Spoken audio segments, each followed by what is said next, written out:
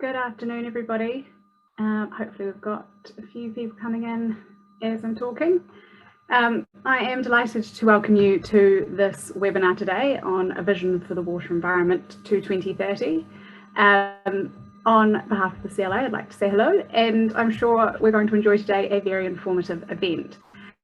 My name is A CLA Strategy. I am the Climate Change and Water Lead for the CLA, and I will be chairing today's webinar as well as running you through our newly launched CLA Water Strategy. So very exciting day for us.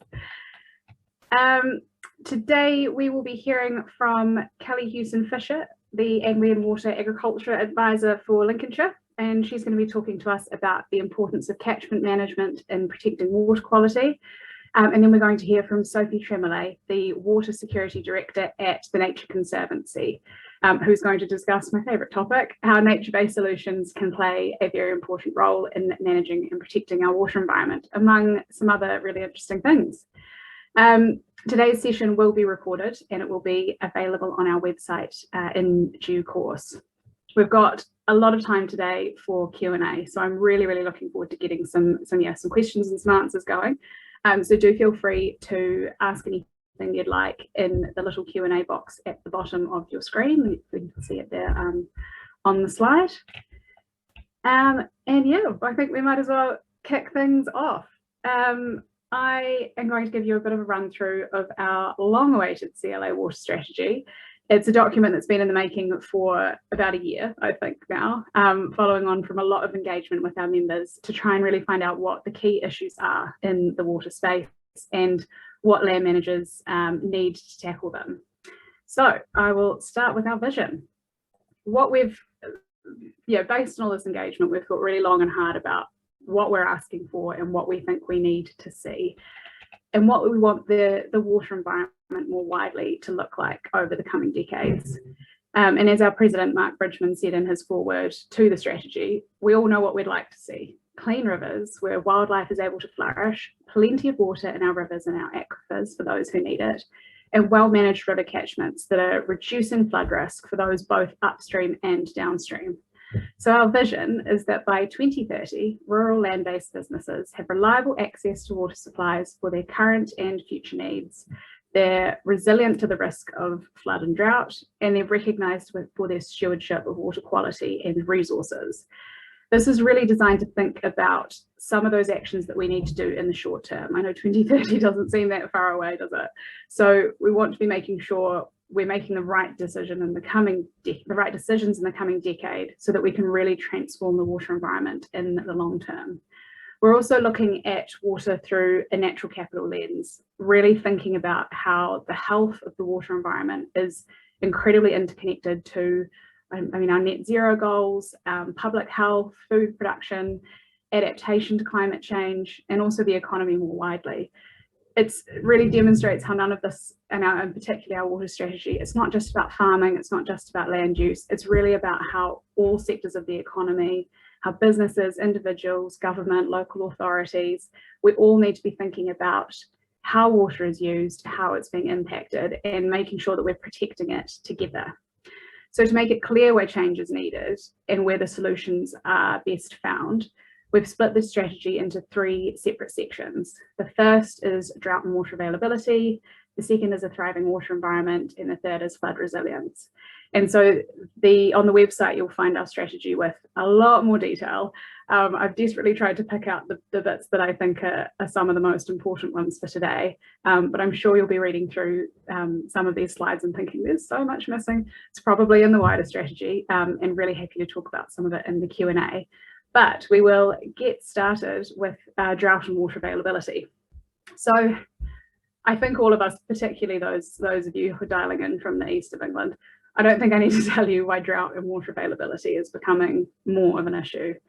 We've got some really interesting Met Office maps in our strategy document showing just how much warmer, sunnier and drier the UK is getting, particularly in the east.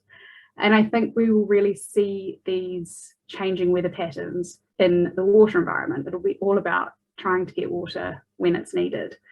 So yeah, while we've got a whole page of proposed solutions in our strategy document, I picked out some key ones to talk about today. Number one here is really about a flexible abstraction licensing system alongside water efficiency improvements. So the government at the moment is partway through an abstraction licensing reform program aiming to make it more sustainable. Some of this is well overdue, things like taking the process online and stuff like that. However, other aspects of the program aren't necessarily as favourable to farmers and food production. For example, there's clauses included in the Environment Bill looking to take away abstraction licences without compensation. But having access to water is really just one part of it. The other is about using what you've got efficiently. So we need government grant schemes for precision irrigation equipment, for example, and other things like that, which I think will be particularly useful. We're also calling for continued grant funding for water reservoirs, rainwater harvesting, and private water supplies improvements. Having access to stored water makes such a huge difference to the security of supply and security of food production. So we think it's extremely important that the government prioritises the grant scheme in the short term to start making this process happening. It can take apparently up to 12 years for some people from sort of start to finish to build something like a water reservoir. And we're already seeing the impacts of climate change. I don't think we've got 12 years to wait. So we really need to be making sure there's a grant scheme that's usable, that works well with the planning system, so that farmers and landowners can start getting this process in motion. The third point I've got there is about a national infrastructure program for water storage and transfer. We think this is extremely important. We know farming isn't the only sector that uses water. In fact, just 1% of extracted water is for farming or for agriculture, and the rest goes towards public water supply, energy, industry, those kind of things. If there's more water available for all of the sectors, that will reduce the impact we're having on the water environment and on our rivers and on our aquifers. So moving to the next section, a thriving water environment. I think we all want to see, a biodiverse, healthy water environment. And the current picture of our rivers in particular isn't that great. In 2020, no watercourses in England achieved good ecological status. And I think clean, healthy, well-managed watercourses must be a non-negotiable priority for all of us, not just land managers. Agriculture and land use is a cause of water pollution. However, the scale of the problem and the nature of diffuse pollution means that it's not just about agriculture and land use doing their bit. We need every sector, every business, and every individual to take responsibility for what's getting into our waterways. I think for farming, that point one is really hopefully going to make a big difference. Simplified regulation with clear industry agreed targets alongside training, advice and support through programs like Catchment Sensitive Farming or Farming Connect if you're from Wales, or by the water company agriculture teams. So we'll be hopefully hearing more about this from Kelly shortly. The second priority there goes to that point that we all need to be playing our part. Water companies released raw sewage into rivers more than 400,000 times in 2020, which was a 37% increase on 2019. And I think there was an article just this week claiming that illegal sewage discharges into English rivers is actually 10 times higher than what the official data suggests. So farmers do have a job to do, there's absolutely no doubt about that, but the other sectors need to up their game as well. Because if we want to really make change, everyone needs to do their bit. And then point three here is really about these future agriculture policies that we're seeing coming through to replace BPS. We are calling for the Environmental Land Management Scheme and Sustainable Farming Scheme in Wales to prioritise actions for water quality. This might include things like on-farm infrastructure, like slurry stores, but also nature-based solutions like riparian planting or different land management practices that improve soil health, things like that. Nature really can be our biggest ally, I think, here. So I'm hoping we'll be hearing a little bit more about some of that from Sophie soon. Moving to flood resilience. Again, I don't think I need to tell you about the increase in flood risk over the UK. We saw it over winter. The Met Office estimates that the risk has increased by up to 90%. We're seeing absolutely devastating impacts of flooding on farms across the country. And we've developed a number of key priorities here for flood risk management. And we're going to be actually discussing these in great detail next week at our joint summit with the Association of Drainage Authorities. We've got a number of different government reps turning up to that, the CLA, ADA, the NFU, and I think it might be fully subscribed, but you're very welcome to jump on our waiting list if you want to find out a wee bit more about how the sector can come together to tackle flooding. But in terms of the CLA's key asks at the moment, the first is, I think, probably one of the most important: consistent maintenance of rural flood defence assets, and hopefully a flexible approach to risk management solutions. We are seeing countless examples at the moment up and down the country where the EA, the Environment Agency, isn't upholding its responsibility for flood risk management. And in plenty of these areas, CLA members or farmers are saying, we can actually do this work probably for a fraction of the price, but they've got to jump through endless levels of bureaucracy to try and do that. So it's just not happening. And then we're seeing the consequences later when there's a flood. So this is critically important. A lot of money at the moment seems to get earmarked for new infrastructure, when in many cases it's actually just about maintaining what we've already got. The second point is around natural flood risk management projects, which are sort of gaining increasing interest and relevancy at the moment, which is fantastic. We really want to make sure that the Environmental Land Management Scheme and Sustainable Farming Scheme prioritise these. They have such massive co-benefits for biodiversity, for carbon storage, all sorts of different things, water quality, and really take that natural capital approach to flood risk management. So prioritising those are being extremely important.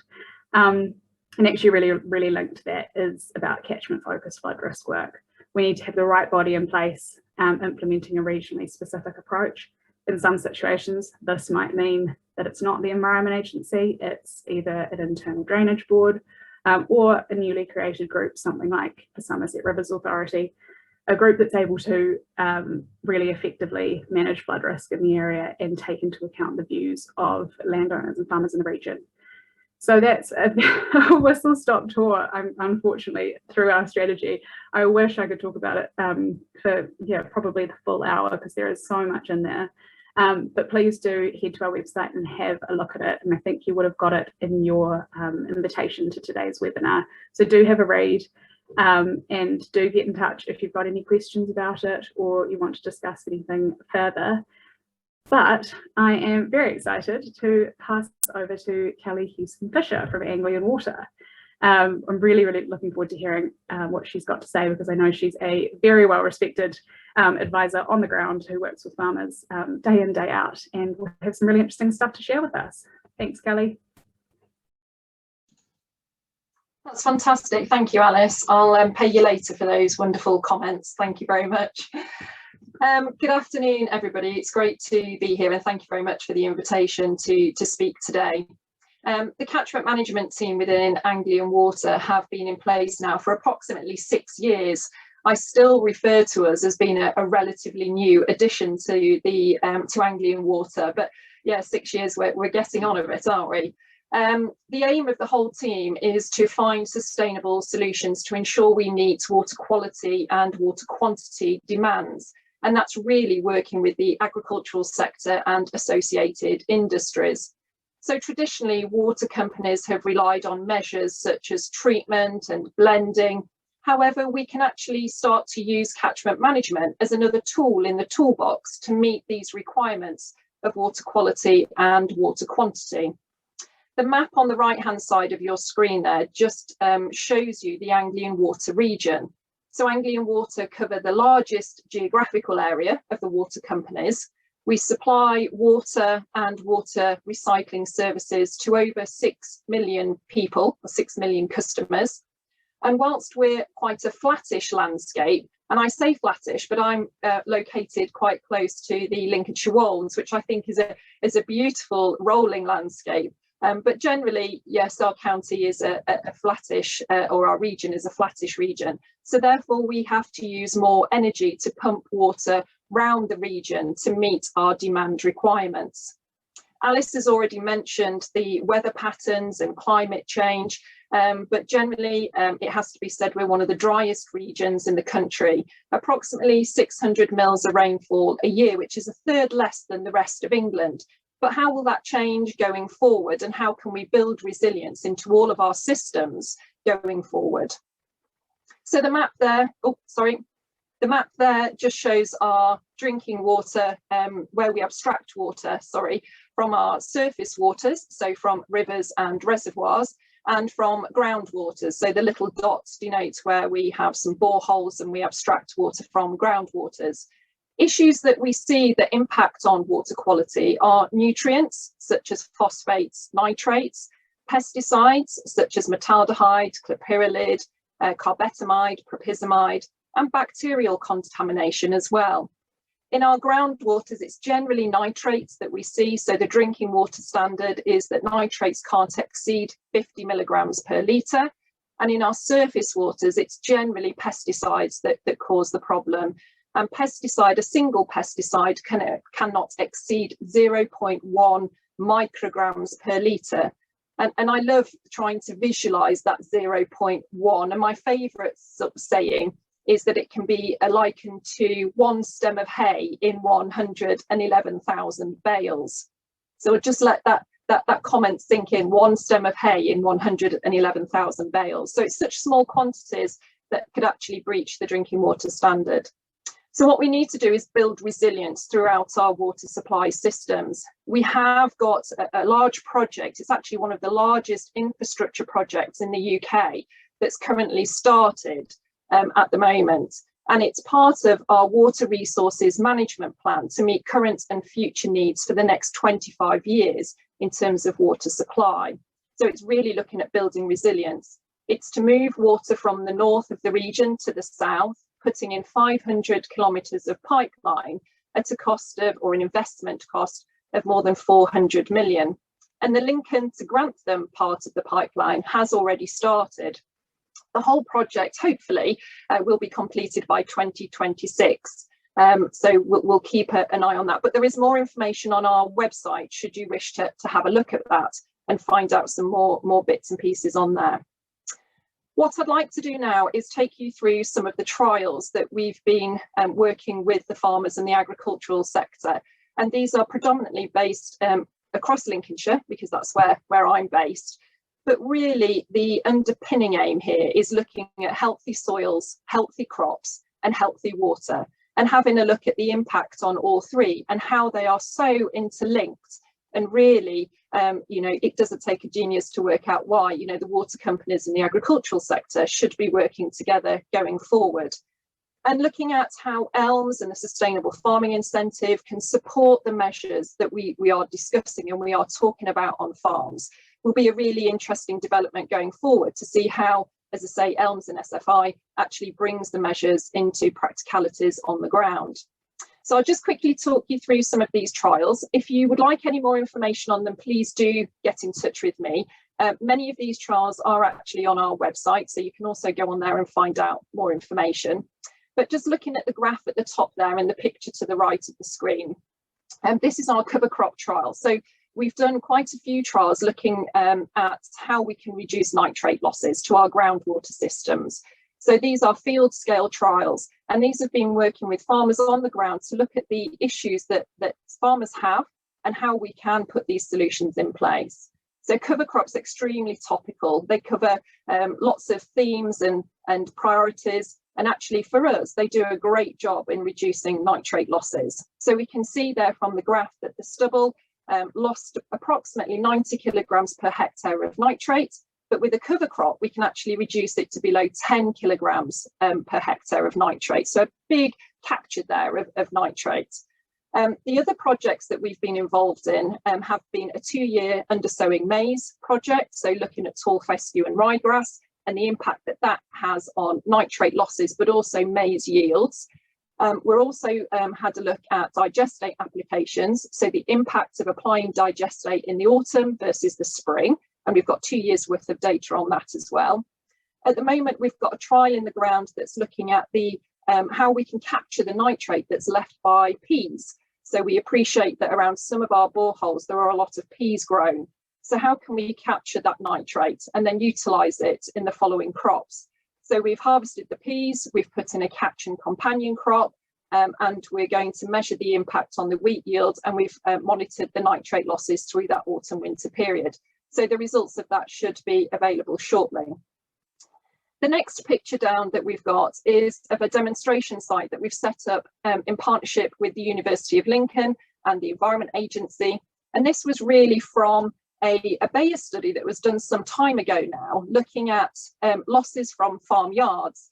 And their trial showed that 40 to 70% of pesticide losses, or pesticides found in the raw waters of their trial catchment, was actually coming from a farm yard. So it's the drips and the spills when you're filling the sprayer. And what measures could we put in place? Because if we actually put a measure in place, we're going to reduce that down to zero. So we've got some really quick wins there as an industry, where we can reduce pesticide losses to surface waters and then impact on healthy water. So in that picture there, we've got a heliosec, a biofilter and a biobed. But as I say, you know, these are options that anybody can put in on farm, and this demonstration site is available for anybody to go and have a look at the options that best suit your needs. There may be funding through catchment sensitive farming as well for these measures, and again going forward we don't know what funding is available, but certainly you can talk to us about the options that we've got there.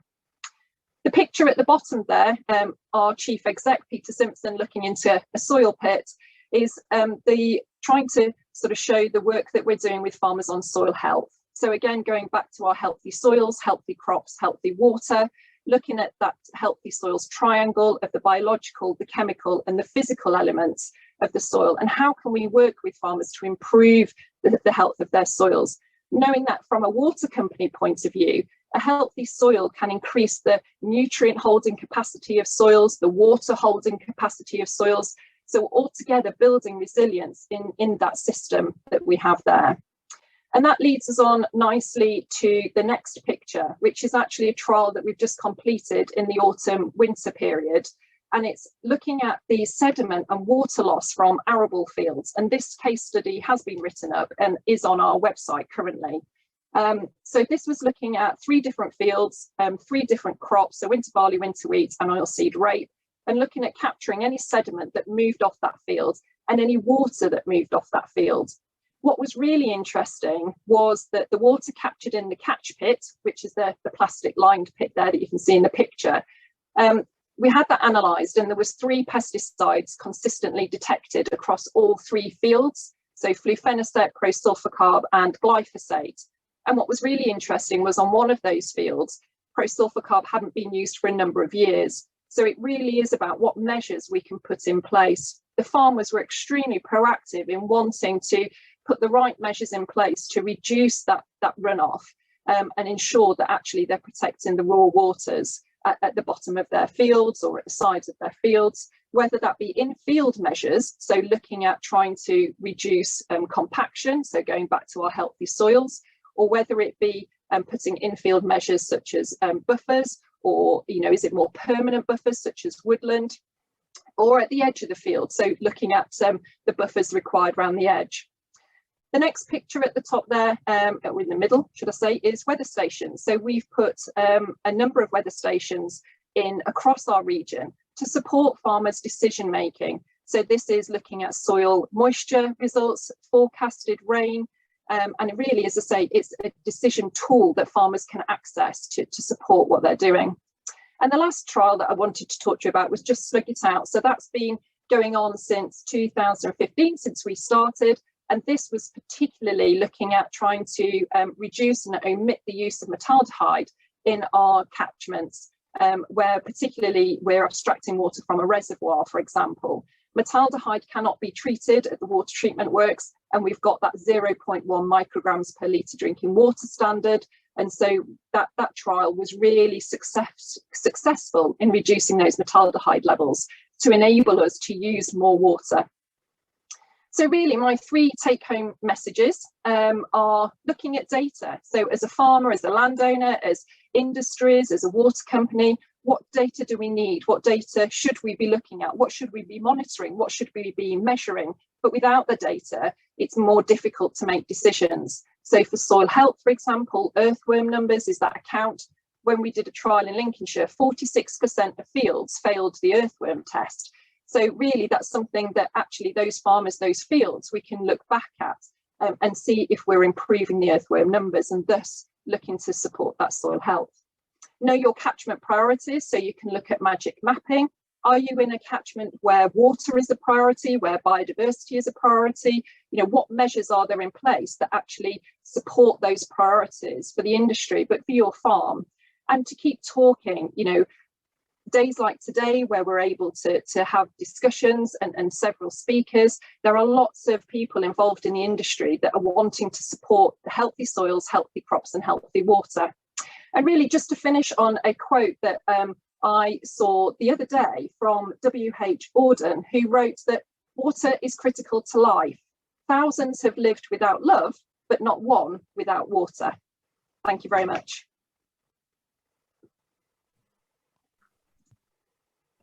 Thanks for that, Kelly. That was really great. I think your comment about healthy soils, healthy crops, healthy water and things will hopefully align really well with what we're about to hear from Sophie about nature-based solutions and things like that. So without further ado, I will pass over to Sophie Tremolay, the Water Security Director at the Nature Conservancy. Thanks, Sophie. Thank you very much, Alice, and thank you very much to CLA for the invitation. Congratulations on the launch of your water strategy, which is a very robust document that talks to a lot of the messages that I'd like to convey today. So for those of you who don't know us, the Nature Conservancy is a large nature conservation organization that works in 72 countries with about 4,000 people, on addressing the twin challenges of climate change and the collapse in biodiversity. In a number of countries, and in the UK in particular, we work specifically on enabling nature-based solutions for water security, because we see this as a key way not only to restore freshwater biodiversity, but also to provide benefits in terms of climate adaptation and also in terms of climate mitigation. So we follow the IUCN definition of nature-based solutions that you have here on the screen, and we focus specifically on issues of water security, and in the UK particularly on water-related risks to people, environments and economies, as so well defined and delineated in the CLA strategy, i.e. the problem of floods, problem of droughts, but also that of water quality. So next, why do we invest particularly in NBS is because we see that they can not only strengthen water security, but also unlock multiple other benefits, which means that these benefits, if monetized, can bring other streams of funding and support for these activities. So in terms of water security, I have mentioned these three main areas where they can benefit. But also due to their nature, the fact that they use less concrete, are more focused on soil health and limit the need for grey water infrastructure. We see benefits in terms of climate change mitigation, also in terms of climate change adaptation to reduce soil erosion, soil quality improvements, reducing the frequency and intensity of forest fires, flooding and drought, as well as benefits for human health and well-being, jobs and social cohesion, which are very important, particularly in a post-COVID recovery context. The biodiversity conservation benefits are linked to the improvement in landscape diversity and the protection and expansion of natural habitats, as well to limit the expansion of invasive species. Next slide, please. So, but because of these multiple benefits, what we observe and why there is a need for an enabler or catalyst, if you want, which can be an NGO, which can be different type of actors, there is a complex equation associated with the funding of these nature-based solutions. These multiple benefits mean that there are multiple beneficiaries. We heard from Anglian Water just now, which is a key beneficiary of this type of investments, because, for example, as we heard, investing in soil health or in cover crops can reduce the amount of pollutants or of erosion going into the water, thereby reducing treatment costs or enabling a water company to invest in different type of solutions and therefore save investment costs. There's a very famous example of this, which is one on which we have based much of our activities, is the example of the city of New York, which instead of building a water treatment plant, decided to invest in protecting the Catskills upstream in the catchment from where it draws much of its water, which means that New York has very pure and clean water, which gives New York bagels its very special taste, and has been able to save considerable amounts of money on their treatment costs. But there are also other types of users, such as large water users of industry that are heavy users of water, that benefit from having clean water, but do not always contribute at the moment, as well as local governance, general public, workers, and of course the environment. Which means that there are multiple revenue streams that can be generated for their funding.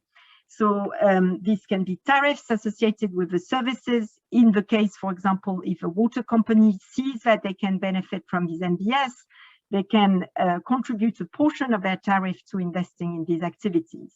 This is what can be described as a payment for ecosystem services as well.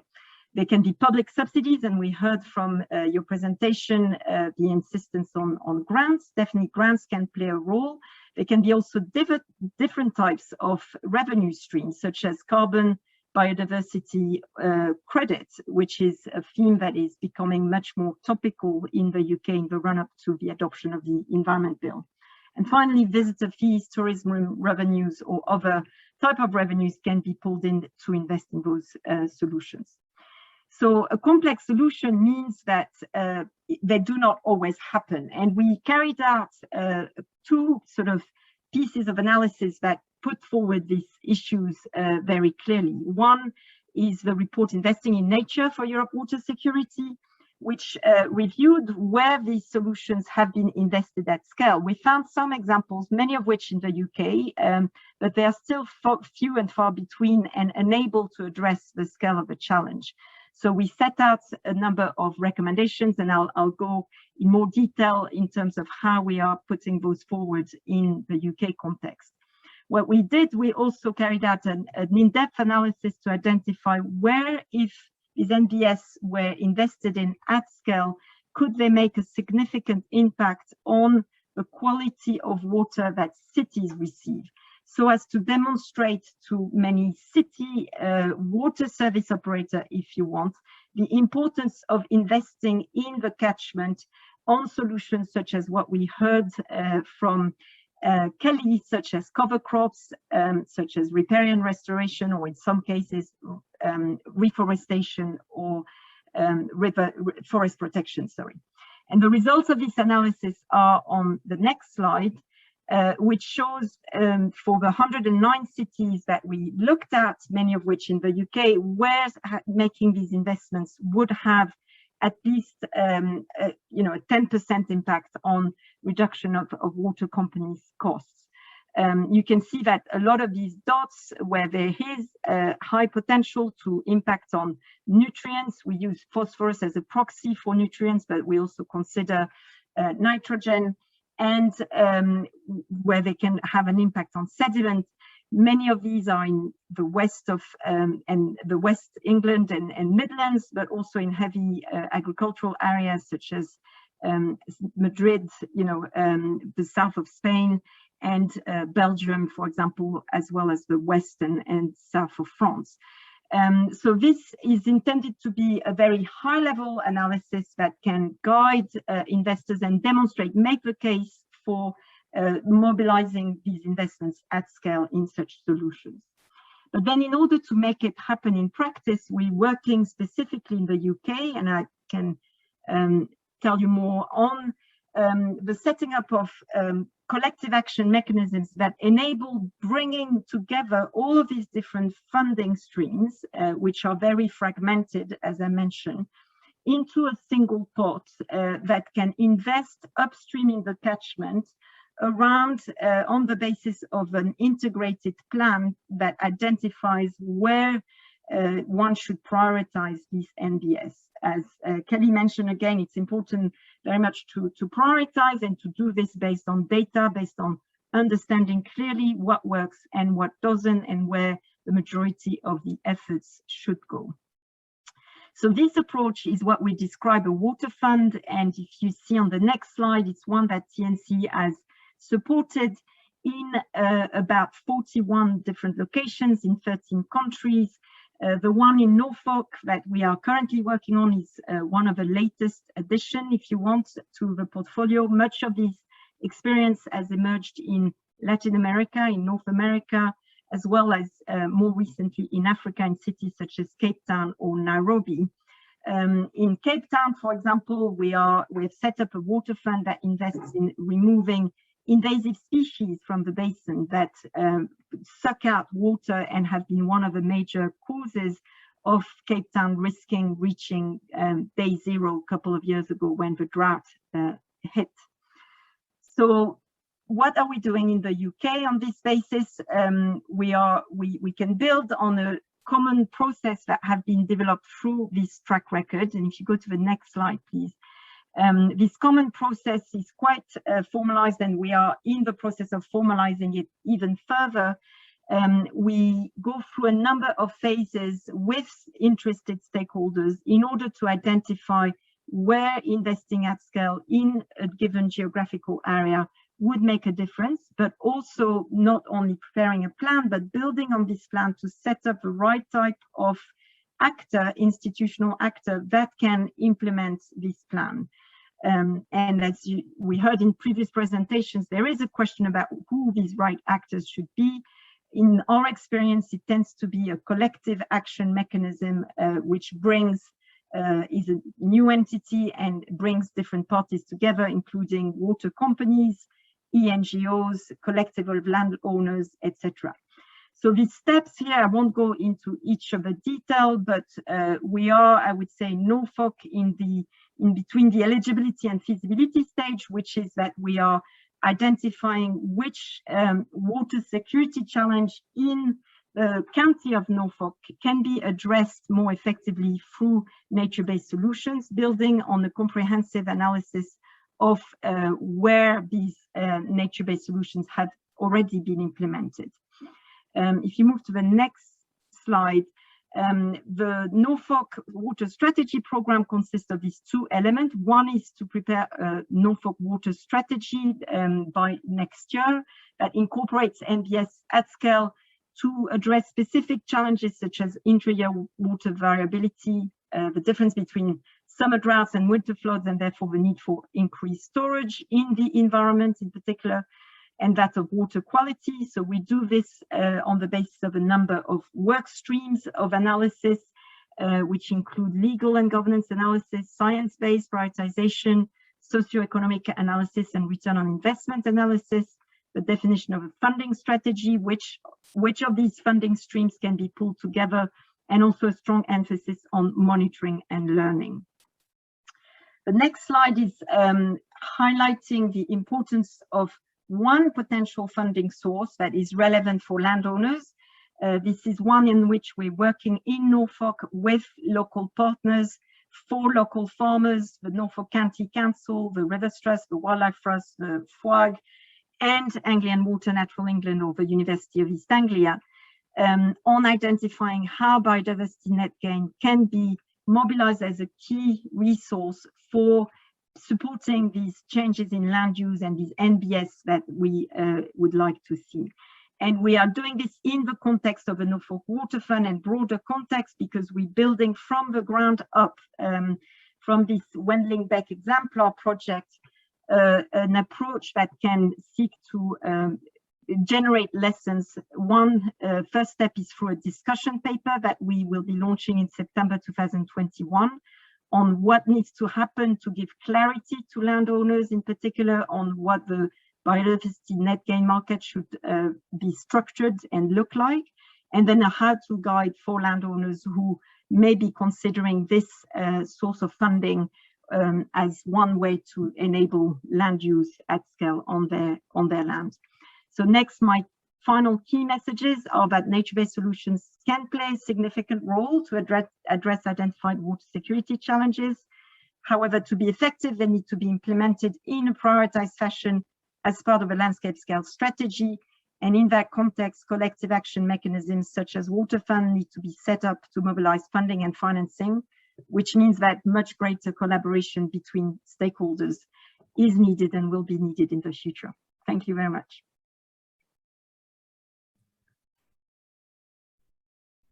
Thanks so much, Sophie. That was fantastic. Really, really interesting. I'm going to launch us straight into the Q&A session I've already got a couple of questions for you, Sophie, just based on what you've just been discussing there. So one of your key messages on that last slide was about nature-based solutions being deployed at a landscape. Was it a landscape scale? What I'm interested in working out is, do you have a suggestion for how land managers can be harnessing these types of solutions, maybe on a smaller farm scale, or does it only work when it's really at that kind of catchment landscape level scale? Oh, Sophie? Yes, sorry, I manage the buttons here. No, I mean, I think they can work, of course, on a small scale as well. I think a case in point is, for example, riparian restoration, which we know has a significant impact at the field level.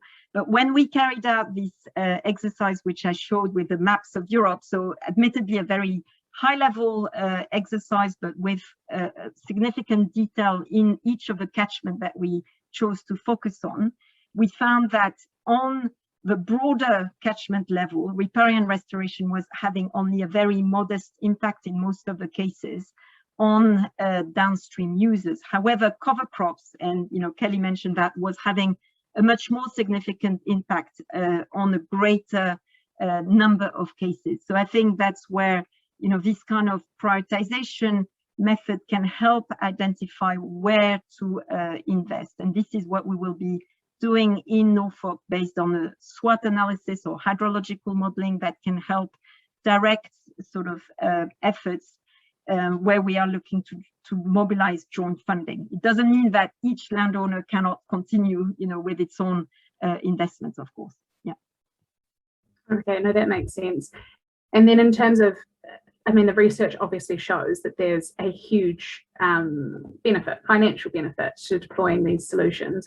But do you think that we're seeing nature-based solutions being deployed at scale that we need in the UK yet? Or what do we need to sort of incentivize them to happen more? Do you think a combination of that research showing that there's a good financial incentive, investment from water companies, but also do you think it will be really about making sure that the environmental land management scheme and things work well for farmers and actually mean that these solutions start taking place more often?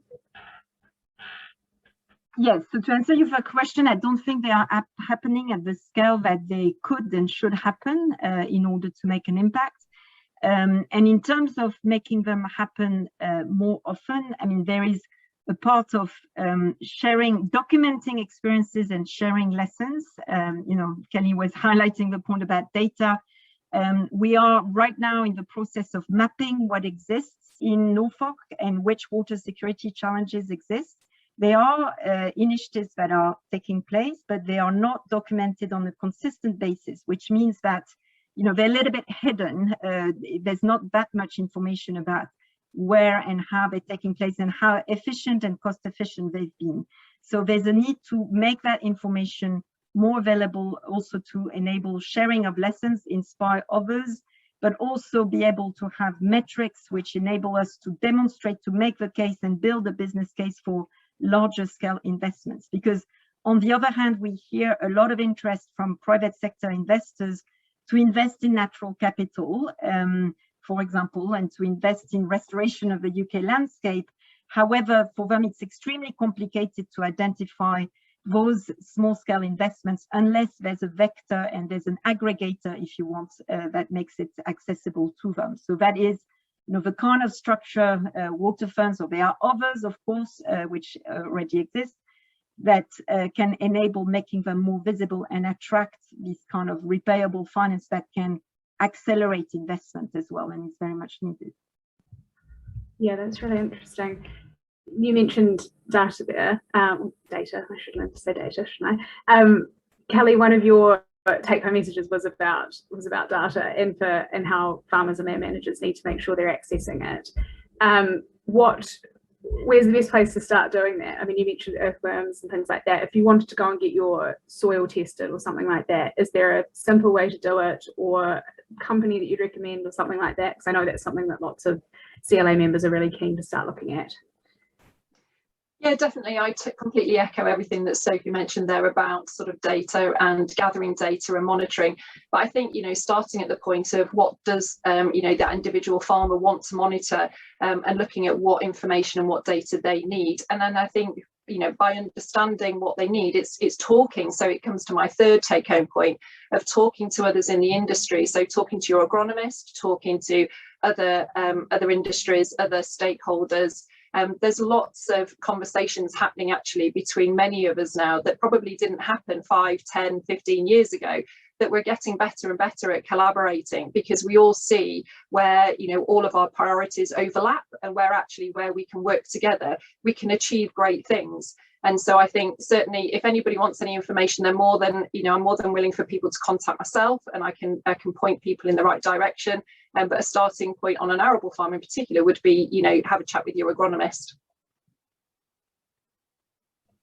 Yeah, no, that sounds really good. I totally echo all of your points there. I think it's so important, and we've tried to make that point really strongly in our water strategy, that we do all need to be working together. I mean, it's a resource that we're all sharing. I don't want to say competing to access, but we are all trying to share it, and we're all trying to look after it. So it's so important that we all start looking after it and thinking about how we're using it together.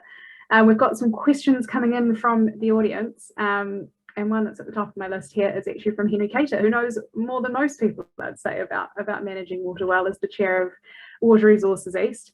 And he says tree planting on riverbanks is often seen as beneficial for the environment and biodiversity. In many cases within the Norfolk and Suffolk Broads and beside IDB drains, the presence of trees is not appropriate and can cause huge damage to the integrity and structure of the flood bank.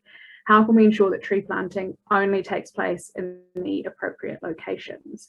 Which is quite an interesting question, I'd say. And I think that's particularly when you're thinking about flooding stuff, nature-based solutions are often best deployed in conjunction potentially with harder infrastructure and things like that. I don't know whether either of you have any views, maybe Sophie, on how we can make sure our nature-based solutions are working well with maybe existing infrastructure.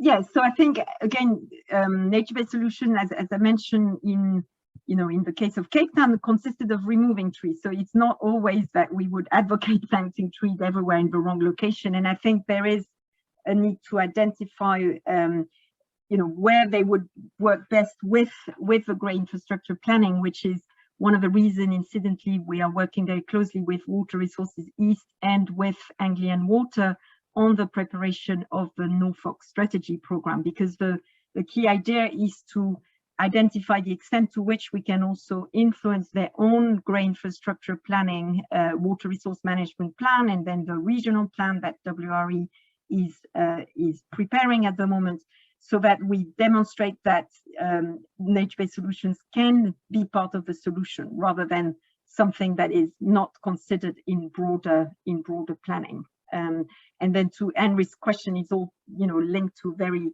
specific targeting of the locations, which can take which can be tackled through modeling, but also of course needs to have very much on the ground understanding of a landscape. So it's a process that takes all the stakeholders to bring forward. Yeah, I think we're the government, as well as farmers and landowners too, are going to have to think about those kind of considerations quite carefully over the next few years, as we've got things, this is sort of slightly less related to water maybe, but things like the tree strategy coming through and the peat strategy, and we're thinking so much about what the best use of land is and things like that. And there's going to be, I think, some quite tough questions trying to figure out what is the right use for land in many cases, and whether or not it is trees, because we've got some big tree planting targets. And it'll be interesting to see how the government manages to meet them. We've got another question here. Do you think the water situation is about better water management as opposed to lack of water, and does it need to be managed in a holistic approach?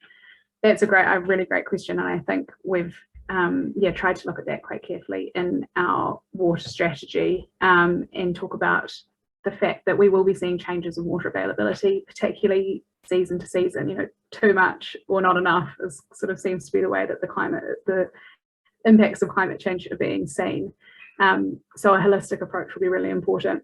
I wonder if Kelly, you could comment on that from a kind of catchment management basis, if that makes sense. Yeah, I think we do view it in a holistic approach. We do look at actually water availability and, looking at trying to meet our supply and demand.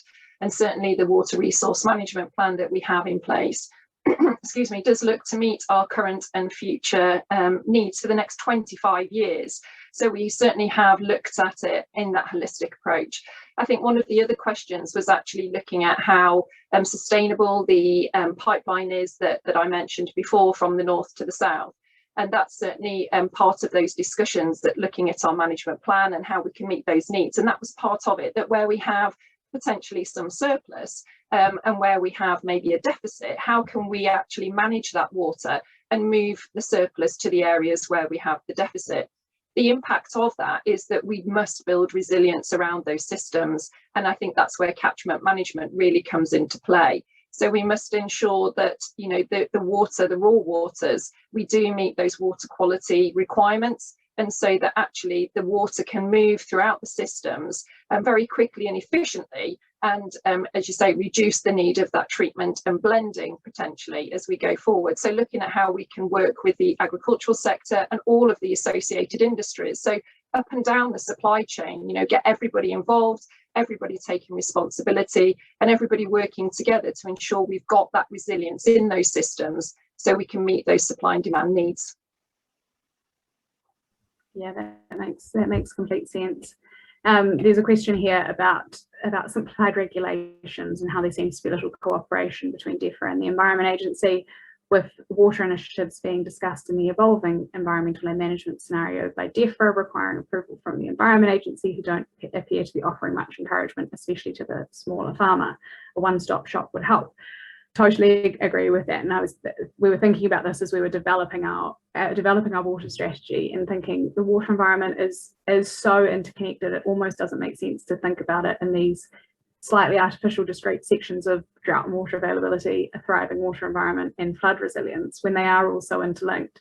But at the same time, because DEFRA manage water availability, the Environment Agency or Natural Resources Wales look at water quality, and then it's sort of a mix of IDBs, local flood authorities, local councils, and the Environment Agency looking at flooding. We thought they won't be able to sort of read and understand our document if we don't split it out into the way that government works, if that makes sense. And it does make policy points in trying to take that holistic catchment management approach quite difficult when you're talking to government. But I do think they're starting to go in the right direction by prioritising programs like catchment sensitive farming and things like that, and looking at the catchment based approach, and all of these different types of organizations and groups and things, and sort of convening stakeholders together to talk about things in a holistic way.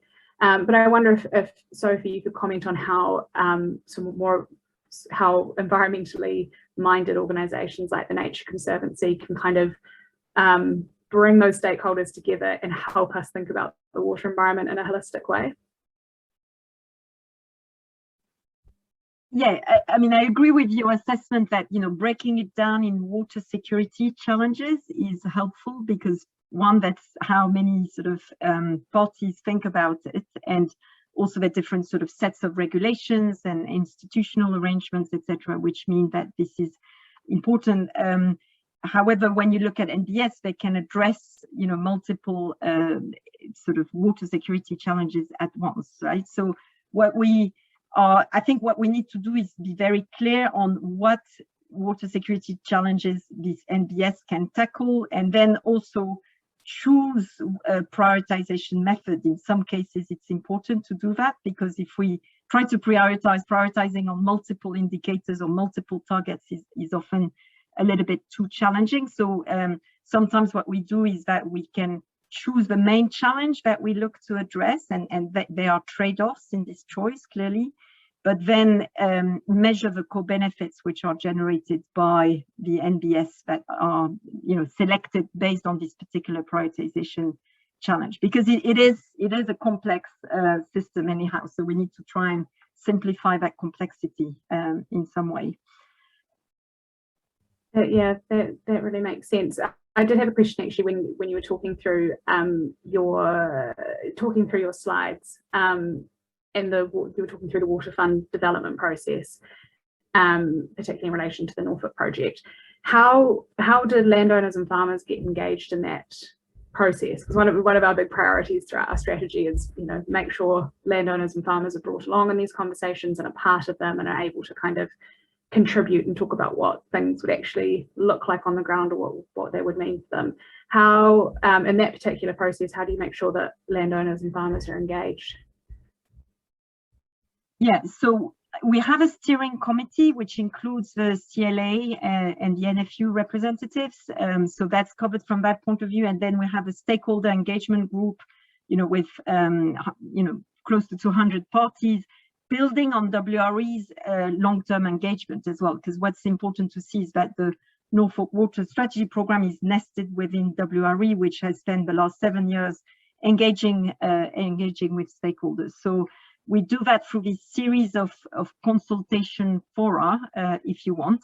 But as I mentioned earlier, and there was a question on biodiversity net gain, we're also working very closely with landowners in Norfolk, which are looking to do these land use changes. So that enables us to really get the perspective, the very bottom-up perspective from landowners about what they are dealing with. And so there was a question, if I may, briefly on biodiversity net gain. I think definitely one should think ahead and beyond the Environment Bill in terms of trying to articulate what is needed from landowners' perspective in terms of clarity for this biodiversity net gain, which system or scheme, as we call it, which has the potential to generate quite substantial amounts of funding, but needs to be spelled out. And the paper I mentioned that we are currently finalizing will spell this out based on experience that the Nature Conservancy has accumulated in the US and in other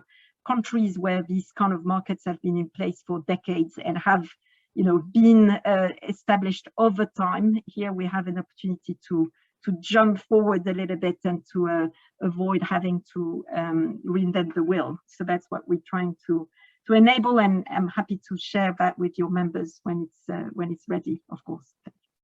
Yeah, that sounds great. That would be fantastic to have a look at. We're really running out of time, so we will be getting back to anyone whose questions we haven't answered via email. But quickly, one last one for Kelly. There's a question here about linking with other water areas. Do you, in your role, or Anglian Water more widely, maybe sort of communicate and talk about all these issues with maybe those, I don't know, those on the border of where Anglian Water operates, or even further afield? You did talk about some of the north-south moving stuff. Yeah, we do actually liaise with other water companies, and probably haven't done so, enough in the first maybe 5 years, but certainly in the last year of me being in post here, we have. And actually recently, I have been involved in facilitating catchment advisor webinars. So every month, all of the catchment advisors from all of the other water companies, get together on a webinar to discuss a topic. It's 45 minutes of discussing, but actually it's to ensure that we can learn from each other, that we are up to date with what other water companies are doing and what they're offering. And we're very, very aware that we may all be doing things in a different way, or we may be doing things in the same way and just not realizing that. And again, going back to the point of data, we can actually then start to share data and have a bigger data pot or pool of information that we can then disseminate through to our farmers and landowners.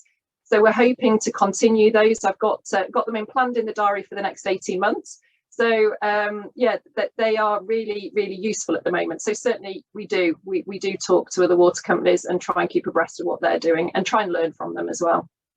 Yeah, that's really good to hear. It is, the more I learn about the UK and sort of regional differences and things like that, the more I think, even though we're all seeing similar impacts of climate change, the concerns when it comes to farming and land use are so different across the country. I just can't believe that. Like, how can you have such different kind of water issues when you're you know, comparatively, it seems only maybe a couple of hours drive away from other areas and things like that. But I think we've now almost going over time, so sorry about that. But thank you so much to everybody who's dialed in and listened to this, and thank you so much, Kelly and Sophie. It's been fantastic to hear your views, and I think the message that I've been getting from all of this today is that we do really need to work together. We need water companies, we need farmers and landowners, and we need organisations like the Nature Conservancy to really make sure we're tackling these issues together. And so I'm really happy that we've had all of us on a webinar today to be able to start talking about it and thinking about it and hearing about all the different work that is in train. So do get in touch, anyone, if you want to have a look at the water strategy and can't find it for any reason on our website, but it should be up there. Otherwise, my email address is on that document, and give me a bell if you've got any questions or you want to discuss anything further. But yeah, thank you so much, and enjoy the rest of the very sunny, very hot day.